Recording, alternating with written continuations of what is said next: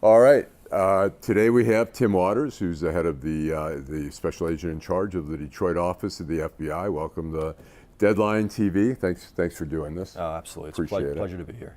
Appreciate having me on. Let me ask you, the priorities of the FBI have changed over the years. I think you have 2001, so counterterrorism, terrorism was tops. How have things changed in 2021? What are we looking at here in Detroit? What are the priorities? Yeah, so FBI headquarters and really every field office in the FBI does a really thorough review every year of our threats. So for us, it's throughout the state of Michigan. Right. And so we take direction from our headquarters. For the FBI, our top threat is still counterterrorism. And why is that? Because for the most part, the Bureau is the sole entity that's responsible for both domestic and international terrorism investigations inside the United States. Right. So that's something that we have to take very seriously, and we do, and we dedicate a lot of resources towards it. It's a threat that's, maybe fallen off the radar a little bit, but one that really, if you know the space, doesn't really go away. It's always present. Right. And so for us, it's a constant vigilance to be able to do that. Our number 2 priority is counterintelligence matters, and mostly for the same reasons. We're the lead agency to investigate those kind of issues within the borders of the United States. Sure. And I can say, without question, that our adversaries are extremely active here, more so than people could possibly even imagine.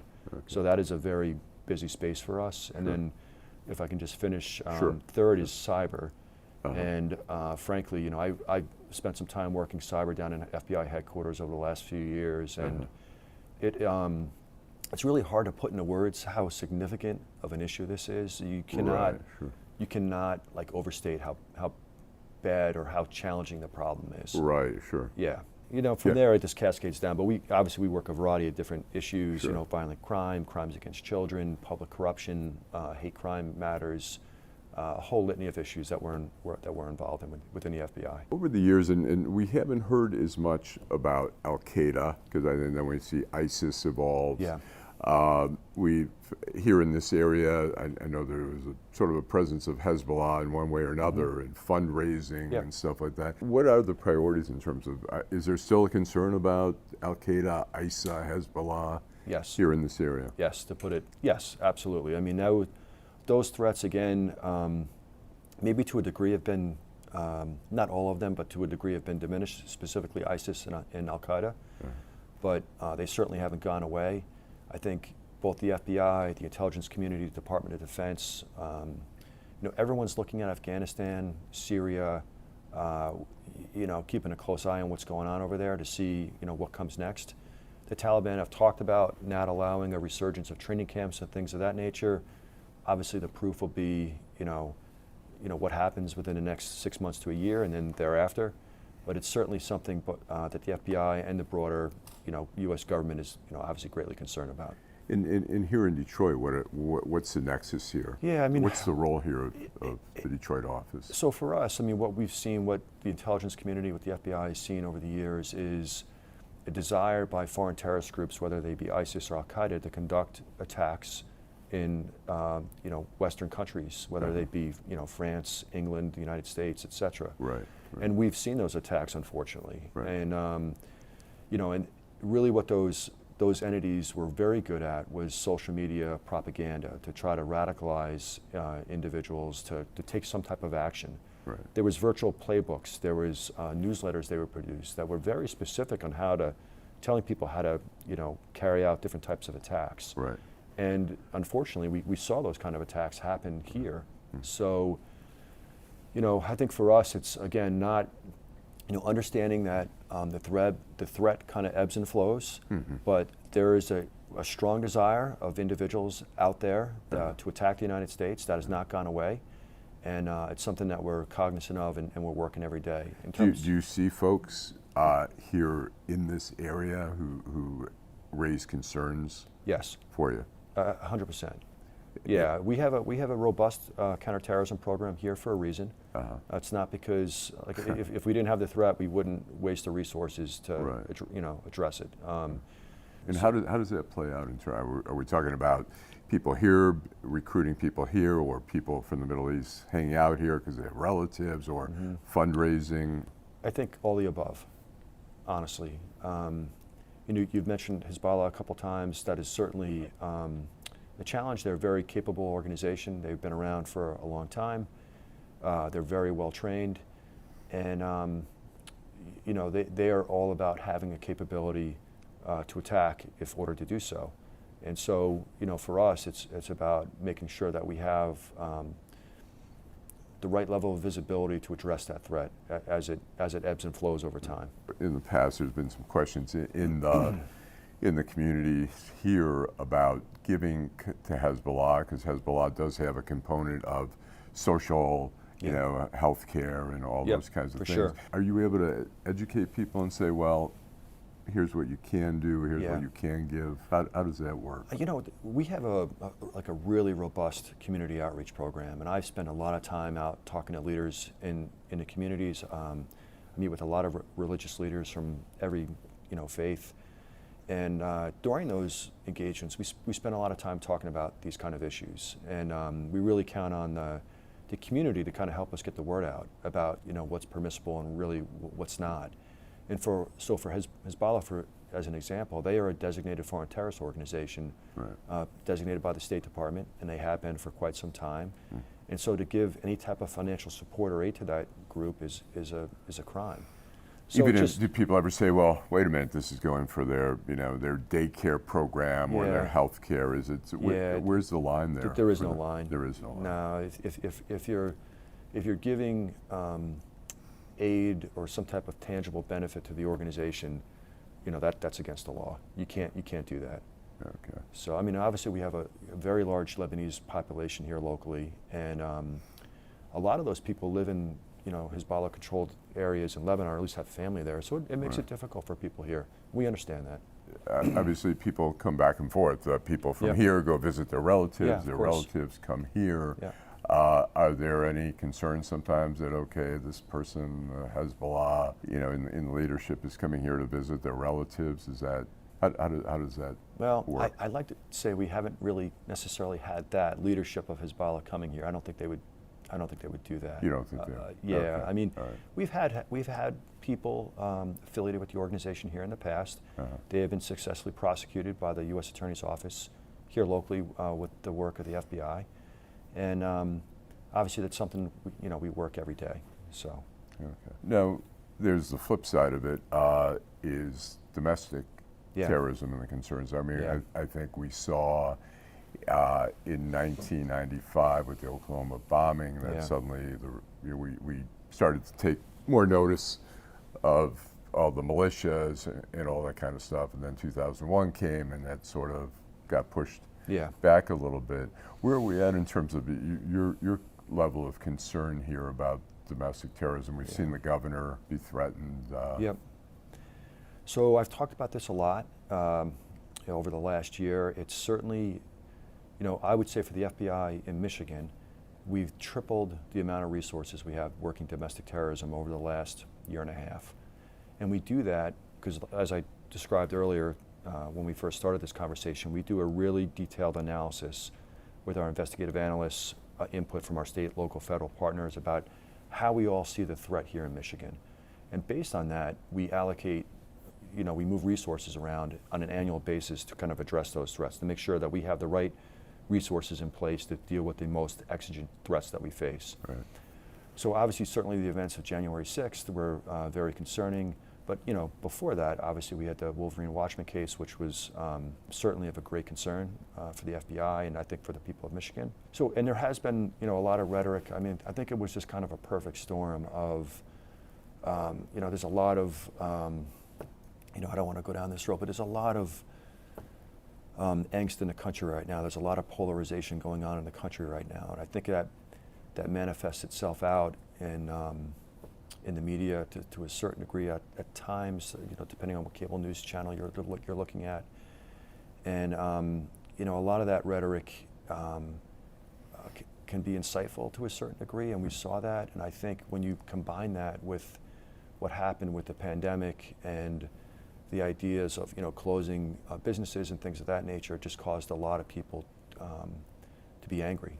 And and we saw that some of that play out with some rhetoric that was very concerning to us. So we we took action because we felt there was there was an exigent threat in some of these instances. The balancing act for you guys to not overstep Yeah. and at the same time Yeah. let people have some freedoms at the Yeah. same time. Is that a tough? Oh, it is. I mean, for us, I mean, we are very, very cognizant of people's First Amendment protected rights. I mean, Right. they can say, not anything they want, but there's broad freedoms that the courts, the Supreme Court has allowed for people to express themselves, and Right. they're absolutely allowed to do that, and we're not going to get in the way of any of that. I mean, Right. we're not, trolling, social media or any of that kind of stuff. I mean, when we get specific information about an articulable threat, that will allow us to, look a little bit deeper, But unless we have that, we're not just, blindly going after people for expressing their opinions. That just does not happen. Do you see any common thread, common denominator among some of these groups, these domestic, whether they're militia or white supremacists, and I know they're all different in different ways. Is there a common thread of anger or anti-government? I think each one of the groups has their own, specific identity, and I'd hate to try to lump them together. Sure. I think that would be a lot of the militia groups in Michigan, frankly, have, we have dialogue with them, honestly, especially after Timothy McVeigh. Right. We reach out, we try to maintain an open dialogue with the leadership, Uh-huh. and And for good reasons. And when you say open dialogue, what do you guys talk about? Yeah, we just, I'm not going to tell you what we talk about, but, it's important to maintain communication. We don't, for us, they have a right to do what they do. If they want to get together and train and do the things they do, they have an absolute right to do that. If they want to go out and shoot, that's great. No issues at all. It's just when people, if there's individuals of concern, obviously we'd like to know about that, but for the most part, there were certain militias that maybe, take things a little bit too far, as we saw with the Wolverine Watchmen for sure. Right. And that's a case when we're gonna do what we need to do to make sure that people are kept safe. I mean, all of this really boils down to the FBI's mission, which is to protect the American people and uphold the Constitution. It's a very simple mission statement, but it really speaks to the essence of kind of who we are. So in both those statements, we have an obligation to protect the American people, but at the same time, we have an obligation to abide by the Constitution and make sure we're not violating that as we're Right. trying to do that first piece. Sure. And that's a dance that we take extremely seriously. I think in the realm of domestic terrorism, there's a lot more scrutiny on us and how we work those investigations, as there should be. Sure. And we welcome that. Every case that we open here goes through a legal review for us. We talk extensively with the U.S. Attorney's Office about, what our thoughts are on investigations, get their input, and so I think we do a good job of trying to balance people's, First Amendment protected rights first, those that may, be so inclined to, commit acts of violence. Certainly, that's something we're going to take a hard look at. If you look at some maps like the ADL, sort of follows a lot of these groups and stuff, how well organized are they, or is it? Are you talking when you say they? The domestic little groups, whether they're the white supremacists or whether they're the militias? Every group is different. It depends on the leadership and what people are looking to get out of the group and how dedicated they are to each group, and Sure. Every group is different. In terms of the plot against the governor, I know that's been in the courts now. Yeah. Is there more to it from the FBI side? Is there more investigation to be done, or? Yeah, I would say, obviously with any investigation, up until the time it goes to court, I mean, we're always going to be working on it, right? So Right. that goes without saying. Sure. Just because it's still, still pending before the court, I can't really comment Sure. much more on it right now. Okay. Yeah. Let me ask you, you guys have done a lot of stuff on public corruption in the last several years. Macomb, UAW, Chrysler, Yeah. Detroit City Hall, Detroit Police Department. I guess the first question I have is, you've been in this business a long time. Yeah. Does it surprise you that, like, Kwame Kilpatrick gets 28 years. You know, we've got Monica Conyers. You know, we've had all these corruption cases, Yeah. and yet we still keep seeing them. I think the judges, I know the 28-year sentence, I think the judge hoped to send a message, and yet we're still seeing. Does that surprise you that there's?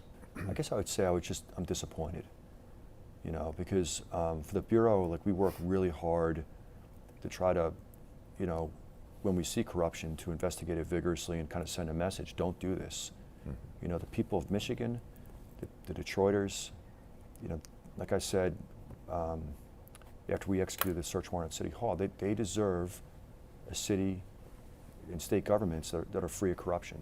They absolutely deserve that. So, you know, for us, it's about doing what we need to do, working very closely with the U.S. Attorney's Office on these investigations, you know, to ensure that, you know, people have faith and confidence in their governments and that they represent all the people, and they're not, you know, they're not given kickbacks or favors to, you know, those that are, you know, willing to try to influence them. Have you ever gotten the impression sometimes people say, oh, the new council members should go through like an educational like seminar or something Yeah. from the FBI or the U.S. Attorney's Office, say the do's and don'ts? You get a sense sometimes that the lines are too blurred for them to understand, or is it pretty clear cut? I think in many cases we actually do those kind of briefings. We actually I'm trying to think back to when the last time we did one. It was, at least we've done once since I've been here with, I think with folks up in Lansing, you know, to try to identify what some of the pitfalls or what some of the challenges that are out there right now. We absolutely do that, and we would welcome that. If there's a municipality out there or a local government that wants us to come in and give a presentation on what we're seeing, and Sure. you know, kind of where that line is that you really shouldn't even get close to, we'll do that all day long. We have two council members who are gone now, Spivey and Gabe Leland. We had pretty high-profile raids, and I think anytime you raid City Hall, Yeah. and then also the homes of the two council members and their staff. What can you say about that? You know, I would just say it's, you know, it's ongoing. It's, like I said before, it's disappointing. I would say, you know, it's something we're always going to look at. For the criminal program for the FBI, public corruption is our #1 priority. So when we get tips or anything about public corruption issues, we are going to investigate that vigorously. And I would say to anybody watching this that, you know, if you're even remotely involved in that, you need to steer clear. I mean, because, you know, it's, the statute of limitations runs for quite a while, and, you know, if we get wind of it, you know, we're going to take a hard look, Right. you know, based on the merits of what the allegations are. Okay. So, you know, for us, we recently established an email site at Michigan Corruption, one word, at FBI.gov. It's an email that people can send tips into for the state of Michigan. Yeah. And, you know, again, when this type of activity takes place, there's always people that know about it, whether in the office or have heard about it. And, you know, if we really want to root this out, I would say this too, like another real, you know, strong point to bring up is the effectiveness of the FBI is really due in large part to the cooperation and, you know, we have with the American people. Over 50% of the investigations that we work come from tips from the public, and that's in every violation. So, you know, we count on the public to come forward and let us know when they see things that don't look right. You don't have to be a lawyer; just send it to us, and we'll take a hard look at it and figure out, you know, what the next step should be. Let me ask you, and some people may have a misunderstanding how you guys operate in terms of thinking that, oh, you say, yeah, I bet you that council member's crooked, let's see what we got there. Explain how that really works. Yeah, it's not like that. Yeah.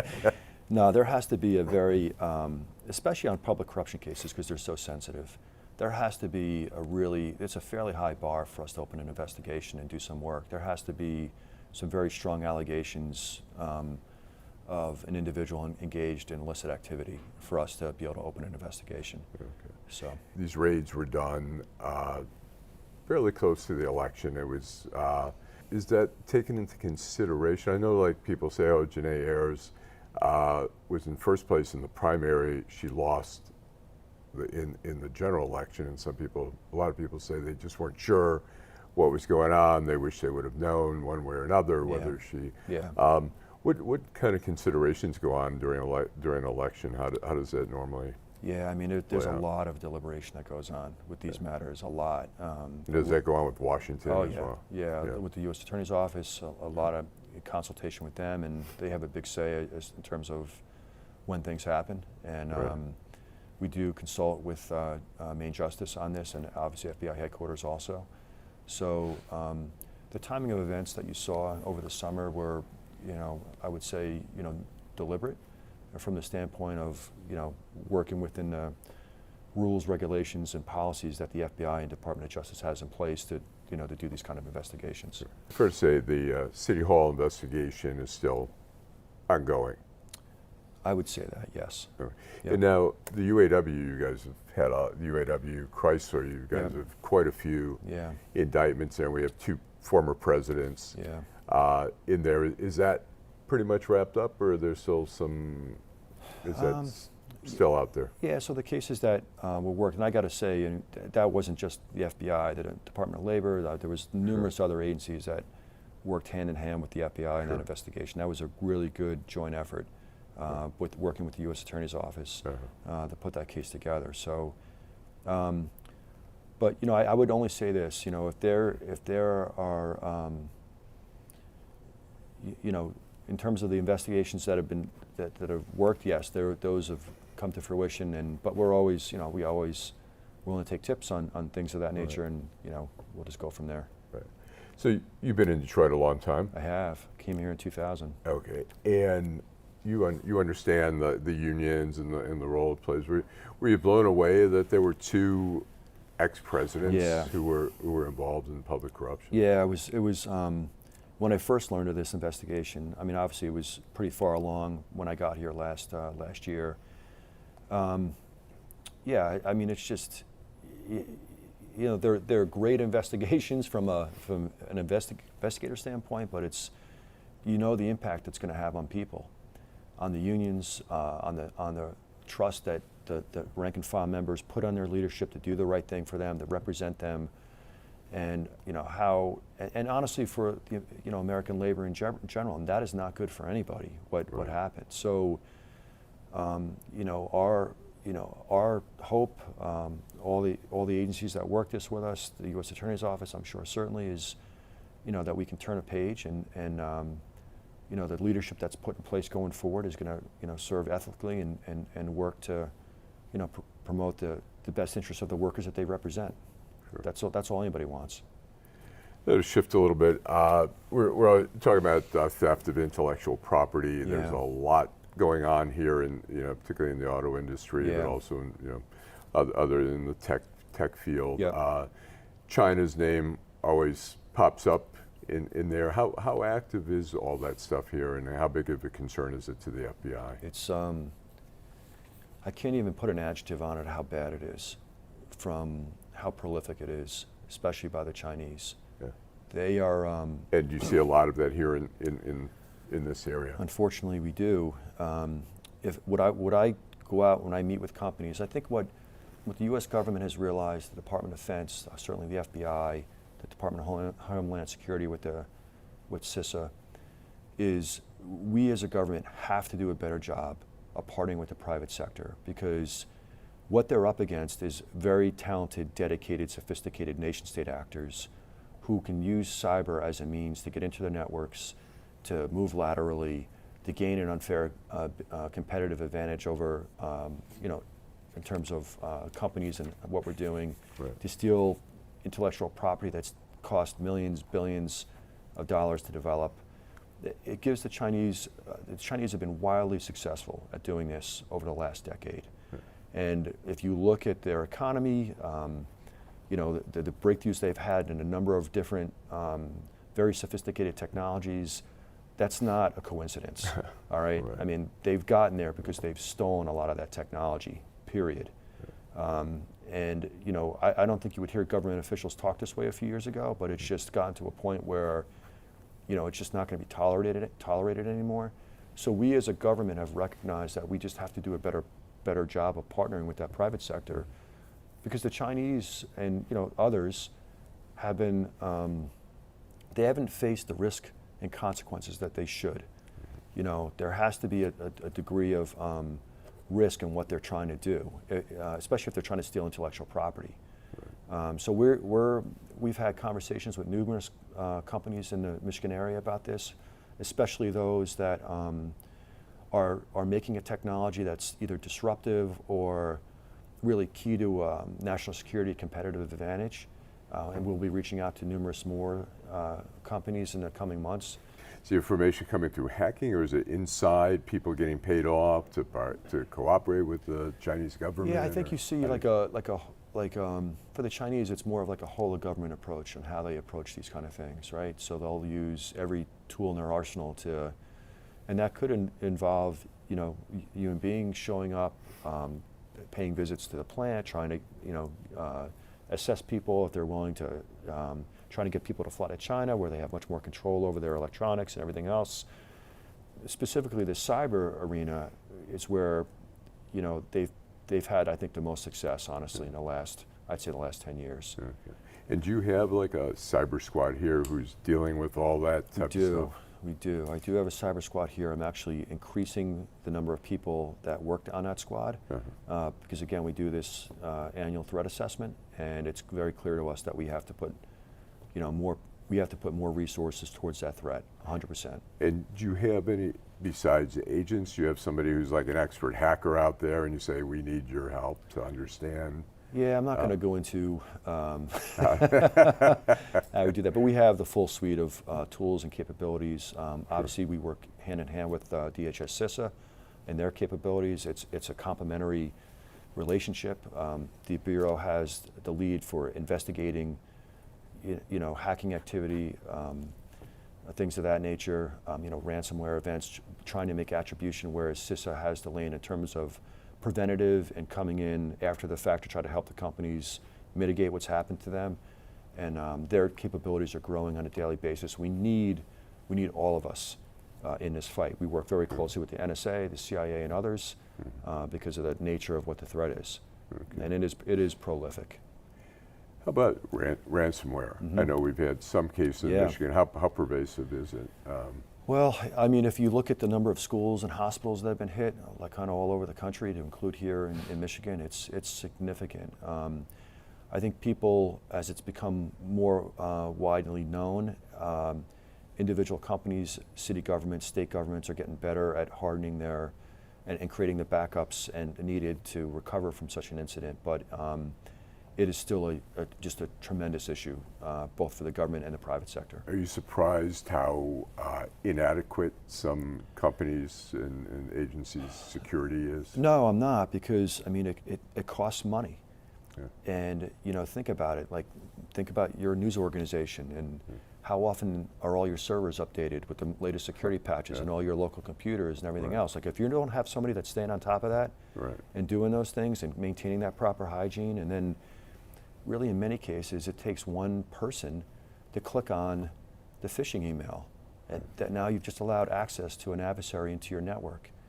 So it's a very difficult problem to deal with. Sure. And you need to have, especially those companies that, the bigger companies that are making the cutting edge technology, you need to be fully cognizant of kind of what you're up against. Because if you're out there and you're making something that's innovative, somebody is trying to steal it, 100%. Right. It's just a fact. Right. And mostly that's through cyber means. You became the SAC here in December 2020. Yeah.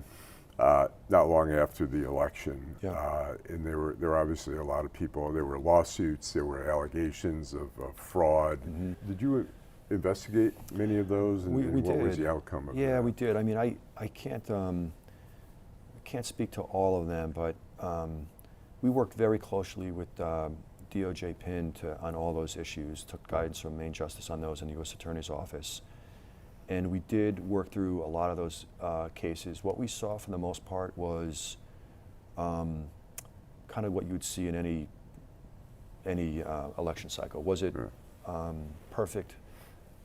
It was about no, but was it similar to previous elections, yeah, it was about the same. Was there, from my perspective here locally, was there fraud that would even remotely come close to impacting any election anywhere? No, absolutely no evidence of that whatsoever, zero. Right.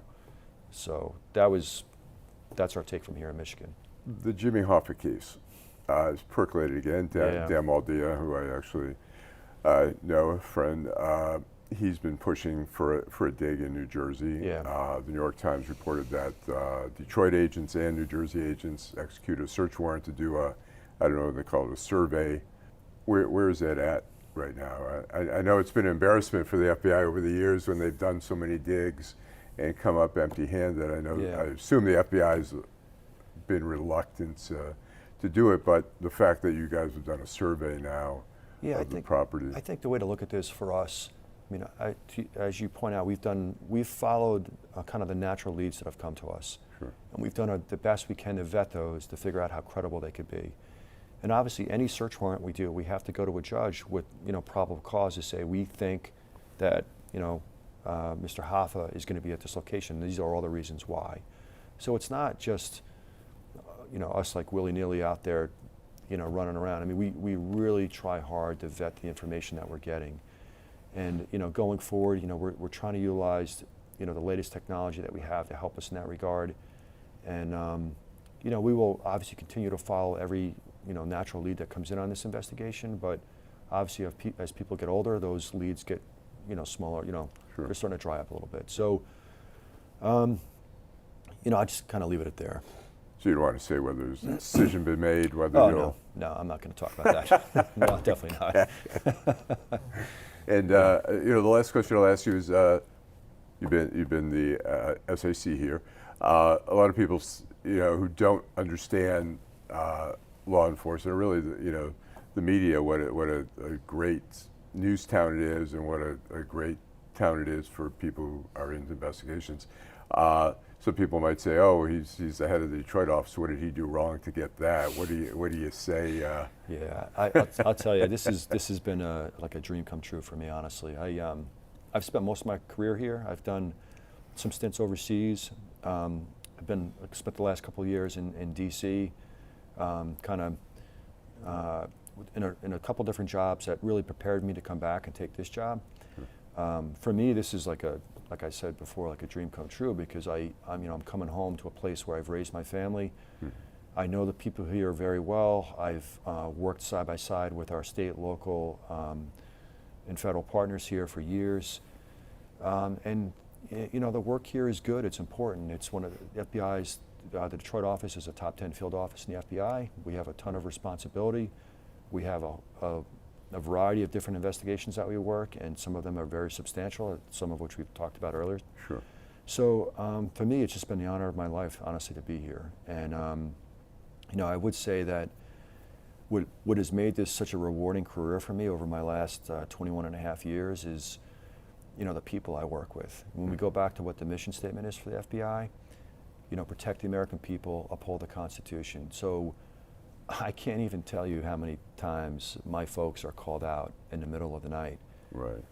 Kids' birthdays, anniversaries, deployments. I mean, it's really like every week Right. where people are missing stuff, and they're being asked to do things that, kind of not above and beyond, because this is what we sign up for, but Sure. the people in this organization are passionate about the work they do to try to protect people and help people, and we do it every day. And honestly, I wish the media would talk more about it. So it's when I leave this organization, it'll be with absolutely no regrets, knowing that I've done everything I could to make this organization better, but more importantly to do everything I could to protect people. And it's required a lot of sacrifice. It's required me to live years away from my family, and that's most people in the FBI, frankly. Right. Willing to step up and make those sacrifices to do that. And thank God we still have people like that. Yeah. So. Well, I want to thank you for taking the time out. Yeah, and, thanks, Alan. happy holidays. Yeah, to you as well. I appreciate it. Yeah, thank you. Thanks All a right. lot. Thanks so much, Okay, Alan. thanks.